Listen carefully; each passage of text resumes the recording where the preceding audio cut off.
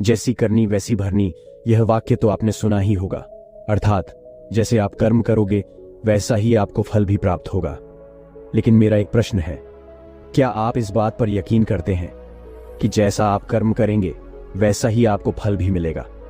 अब आप में से अधिकतर लोगों के मन में यह प्रश्न जरूर उठ रहा होगा, क्योंकि इसमें पूछने वाली बात क्या है? ये तो सत्य ही है कि जैसे हम कर्म करेंगे वैसा ही हमें फल भी मिलेगा।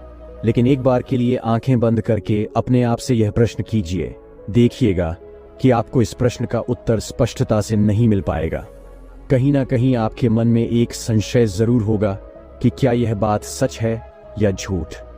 क्योंकि आपने अपने आसपास तो ऐसे कई लोगों को देखा होगा जो लोग बहुत अच्छे कर्म करते हैं, बहुत अच्छे स्वभाव के होते हैं, वे कभी किसी का बुरा नहीं करते, किंतु फिर भी उनके साथ हमें हमेशा बुरा ही होता है। वह लोग हमेशा दुखी रहते हैं, हमेशा परेशान रहते हैं। आपने कई बार यह भी देखा होगा, या फिर आप में से ही कई ऐसे लोग भी होंगे जिन्होंने अपनी परीक्षाओं के लिए जी तोड़ मेहनत की होगी, लेकिन फिर भी अंत में उनके हाथ निराशा ही लगी। तो इसका अर्थ क्या हुआ? क्या इसका अर्थ यह है कि जिन भी महापुरुषों ने इस कहावत को कहा है, क्या यह झूठ है? क्या वो महापुरुष गलत थे? नहीं, वास्तविकता तो यह है कि हम अपने कर्मों का लेखा जोखा समझ ही नहीं पाते, और इसी कारण हम ये सोचते हैं कि हम तो बहुत अच्छा कर्म कर रहे हैं, हम लोगों की भलाई कर रहे हैं, लोगों की मदद कर रहे हैं, फिर भी हमें ना जाने क्यों हमेशा दुख और परेशानी ही उठानी पड़ती है। लेकिन आज की जो कहानी मैं आपके लिए लेकर आया हूं, इस कहानी के माध्यम से आप यह समझ जाएंगे कि आखिर कर्मों का यह लेखा जोखा हमारे जीवन पर किस प्रकार प्रभाव डालता है। एक समय की बात है, एक गांव में दो भाई रहा करते थे। दोनों ही कुशल थे, किंतु उनमें से एक बहुत ही क्रूर और चालाक था। उसने धोखा देकर अपने छोटे भाई की सारी जमीन जायदाद अपने नाम करवा ली थी, और छोटे भाई के नाम पर कुछ भी नहीं बचा था। उसे तो बस एक टूटी फूटी झोपड़ी मिली थी, जिसमें वह और उसकी पत्नी रहा करते थे। उसकी पत्नी भी हमेशा बीमार रहती थी, और उसे तरह तरह की यातनाएं, पीड़ाएं और समस्याओं का सामना करना पड़ता था। छोटा भाई बहुत गरीब था, उसके पास पैसे भी नहीं थे ताकि वह अपनी पत्नी का इलाज करवा सके, लेकिन वह बहुत शांत स्वभाव का था, अच्छी प्रवृत्ति का था। इस कारण वह कभी किसी से क्लेश नहीं करता था, ना ही किसी के लिए बुरा सोचता था। वह कभी किसी का बुरा नहीं करता था। फिर भी उसके मन में हमेशा एक प्रश्न रहता था। वह हमेशा अपने आप से कहता था, हे ईश्वर, मैंने कभी किसी के साथ बुरा नहीं किया, कभी किसी का बुरा नहीं सोचा, फिर भी आखिर मेरे साथ इतना बुरा क्यों होता है? मेरी पत्नी हमेशा बीमार रहती है, मेरे बच्चों को 2 वक्त का खाना तक नसीब नहीं होता, और मैं चाहकर भी अपने परिवार को एक अच्छा जीवन तक नहीं दे पा रहा। आखिर ऐसा क्यों? वहीं पर दूसरी तरफ मेरा भाई है जो बहुत धूर्त है, चालाक जाता है। वह उन्हें प्रणाम करके उनसे कहता है, ये देखिए, मैं है, घमंडी है, उसे देखो, वह अपना जीवन कितने ऐशो आराम के साथ जी रहा है। उसके पास ढेर सारा धन है, रहने के लिए अच्छा मकान और खाने के लिए अच्छे अच्छे पकवान हैं। वह तो अपना जीवन मजे में जी रहा है, और मैं यहाँ पर घुट घुट मर रहा हूँ। उसे कोई परेशानी नहीं, और मेरी परेशानियां खत्म होने का नाम ही नहीं लेती। ये सोचता हुआ वह इस विचार पर पहुंचा कि लगता है बुरे कर्मों का फल ही अच्छा होता है, और अच्छे कर्मों का फल अच्छा नहीं मिलता है। और देखते ही देखते यह बात उसके मन में घर करने लगी थी। ऐसे ही कई दिन बीत गए, और अब छोटा भाई और भी ज्यादा परेशान रहने लगा था, क्योंकि उसकी पत्नी की तबीयत ठीक होने का नाम ही नहीं ले रही थी, और उसके सामने तरह तरह की परेशानियां खड़ी थीं, जिन्हें देखकर वह मन ही मन रोता रहता, परेशान होता। एक दिन की बात है, वह किसी काम से दूसरे गांव की ओर जा रहा था। तभी उसकी नजर एक साधु पर पड़ी। वह साधु एक द्वार पर खड़े होकर भिक्षा मांग रहे थे, और वह हमेशा केवल एक ही बात कह रहे थे, तेरे कर्म तेरे हिस्से और मेरे कर्म मेरे हिस्से। जब छोटे भाई के कानों में यह बात पड़ी तो उसे बहुत क्रोध आया। वह तुरंत ही उन साधु के पास जा पहुंचा और उनसे कहने लगा, हे गुरुवर, मैं आपको कब से देख रहा हूं, आप केवल एक ही बात कह रहे हैं, तेरे कर्म तेरे हिस्से और मेरे कर्म मेरे हिस्से। क्या यह सत्य है? इस बात का जवाब देते हुए वह साधु कहते हैं, हाँ, यह बिल्कुल सत्य है। क्या तुम्हें इस पर यकीन नहीं? तभी वह छोटा भाई उन गुरु से कहता है, हे गुरुवर, लगता है आपको कोई भ्रम हो गया है।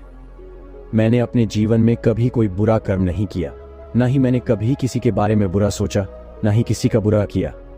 बाद भी मैं हमेशा परेशानियों से घिरा रहता हूं। तकलीफें दिन बे दिन मुझे और परेशान कर रही है। मुझे तो आज तक मेरे अच्छे कर्मों का कोई अच्छा फल नहीं मिला। फिर आप ये कैसे कह सकते हैं कि अच्छे कर्मों का फल अच्छा मिलता है? मेरी पत्नी हमेशा बीमार रहती है और मेरे घर में खाने तक के लिए पैसे नहीं है। यहां तक कि मेरे बच्चे भी भूखे रह जाते हैं, और फिर भी आप कहते हैं कि अच्छे कर्मों के फल अच्छे मिलते हैं। तभी वह साधु बड़े ही शांत स्वभाव से उस व्यक्ति से कहते हैं, लगता है परिस्थितियों ने तुम पर बहुत गहरा प्रभाव डाला है। ऐसा प्रतीत हो रहा है कि तुम परिस्थितियों के आगे हार मान चुके हो, और इन कठिन परिस्थितियों ने तुम्हारी सोच को भी बदल दिया है। इसी कारण तुम ऐसा कह रहे हो। इस पर वह व्यक्ति कहता है, हे गुरुवर, ऐसा लगता है कि खुद परिस्थितियों से हारकर दूसरों के घर भिक्षा मांगकर भोजन ग्रहण कर रहे हो, और मुझे कहते हो कि मैंने परिस्थितियों के सामने हार मान ली है। मुझे आपका यह भाषण नहीं सुनना, मैं जा रहा हूं। तभी उसे रोकते हुए वह साधु उस व्यक्ति से कहते हैं, ठीक है तुम चले जाओ, लेकिन उससे पहले मेरा एक काम कर दो। वो व्यक्ति कहता है, अरे मैं कोई काम नहीं करने वाला, मैं तो जा रहा हूं। तभी वह साधु कहते हैं, बेटा मैं जानता हूं तुम्हारे मन में क्या प्रश्न है। तुम इस बात से परेशान हो कि तुमने अच्छे कर्म किए और उसके बाद भी तुम्हें अच्छे फल नहीं प्राप्त हो रहे। लेकिन क्या तुम इस प्रश्न का जवाब नहीं जानना चाहते? क्या तुम यह नहीं जानना चाहते कि तुम्हारे साथ ऐसा क्यों हो रहा है?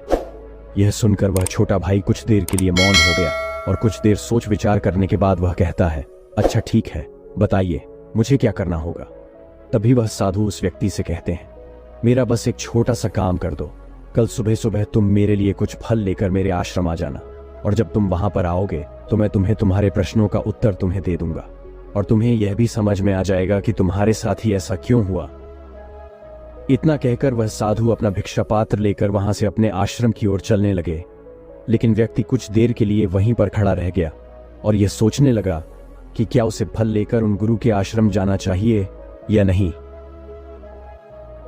यही सोचता हुआ वह घर लौट आया। रात भर उसके मन में केवल यही प्रश्न था कि मैं उनके पास फल लेकर जाऊं या ना जाऊं। देखते ही देखते सुबह होने लगी, और अब उस छोटे भाई ने यह तय कर लिया कि वह फल लेकर उन गुरु के आश्रम जरूर जाएगा। वह घर से निकलता है और कुछ फल खरीदता है। से लेकर वह उन गुरु के आश्रम की ओर चल पड़ता है। उन गुरु का आश्रम थोड़ी दूर पर था, और उसका रास्ता पड़ोस के जंगल से होकर गुजरता था। इसीलिए उस रास्ते पर कोई हलचल भी नहीं थी, और जगह जगह पर लंगूर और बंदर दिखाई दे रहे थे। जब वो छोटा भाई फल लेकर उन गुरु के आश्रम जा रहा था, तभी उन बंदरों को देखकर उसके मन में यह विचार उठता है कि क्यों ना यह फल वह उन बंदरों को खिला दे। लेकिन तभी उसे याद आता है कि उन गुरु ने उसे वो फल आश्रम लाने को कहा है। इसीलिए वह जैसे तैसे अपने मन को मनाकर उन गुरु के आश्रम की ओर चल पड़ता है, और देखते ही देखते कुछ देर में वह उन गुरु के आश्रम पहुंच गया। और जैसा कि आपने कहा था, कुछ फल लाने के लिए वो भी मैं लेकर आया हूं। अब तो मुझे बता दीजिए कि आखिर मेरे साथ ही ऐसा क्यों होता है। तभी वह साधु मुस्कुराते हुए उस व्यक्ति से कहते हैं, बताता हूं, लेकिन उससे पहले तुम मेरे एक प्रश्न का उत्तर दो। तभी वह व्यक्ति कहता है, कौन सा प्रश्न? तभी वह साधु कहते हैं, जब तुम मेरे आश्रम की ओर आ रहे थे और तुम्हारे मन में जब यह विचार उठा कि तुम यह फल उन बंदरों को खिला दो, तो तुमने ऐसा क्यों नहीं किया? यह सुनकर वह व्यक्ति बड़ा आश्चर्यचकित हुआ। उसे यह समझ ही नहीं आ रहा था कि आखिर जो विचार उसके मन में उठा था वो उन साधु को कैसे पता चला। तभी वह व्यक्ति दोनों हाथ जोड़कर उन साधु से कहता है, गुरुवर, बात तो मेरे मन में थी, किंतु आपको कैसे पता चली कि मैं बंदरों को फल खिलाना चाहता था? तभी वह साधु मुस्कुराते हुए उस व्यक्ति से कहते हैं, बेटा, जरूरी यह नहीं कि मुझे यह बात कैसे पता चली, जरूरी तो यह है कि तुमने उन बंदरों को यह फल क्यों नहीं खिलाया। वह व्यक्ति कुछ देर के लिए सोच में पड़ गया और उसने हड़बड़ाते हुए उन साधु को जवाब दिया कि क्योंकि आपने मुझे यह फल आपके पास लाने के लिए कहा था। तभी वह साधु उस व्यक्ति से कहते हैं, बेटा, जिस तरह से एक बछड़ा हजारों गायों में भी अपनी मां को ढूंढ ही लेता है, ठीक उसी प्रकार कर्मकर्ता को ढूंढ ही निकालता है। जैसे कि यह कर्म मेरे हाथों से ही लिखा था कि मैं ही इन बंदरों को यह फल खिलाऊंगा, इसलिए तुम यह फल उन बंदरों को ना खिला सके और यह फल तुम मेरे पास लेकर आए। इतना कहकर उन साधु ने वह फल उन बंदरों को खिलाना शुरू कर दिया। लेकिन वह व्यक्ति अब तक उन साधु की बात का मतलब नहीं समझ पाया था। वह उन साधु से कहता है, हे गुरुवर, आप क्या कहना चाहते हैं? मुझे आपकी बात कुछ समझ नहीं आई। कृपया करके मुझे साफ और स्पष्ट तौर पर समझाएं। तभी वह साधु मुस्कुराने लगे और उस व्यक्ति से कहते हैं, हम मनुष्यों को हमेशा से यही लगता है कि हम ही करता है और हम ही कर्म करते हैं, लेकिन वास्तविकता तो कुछ और है।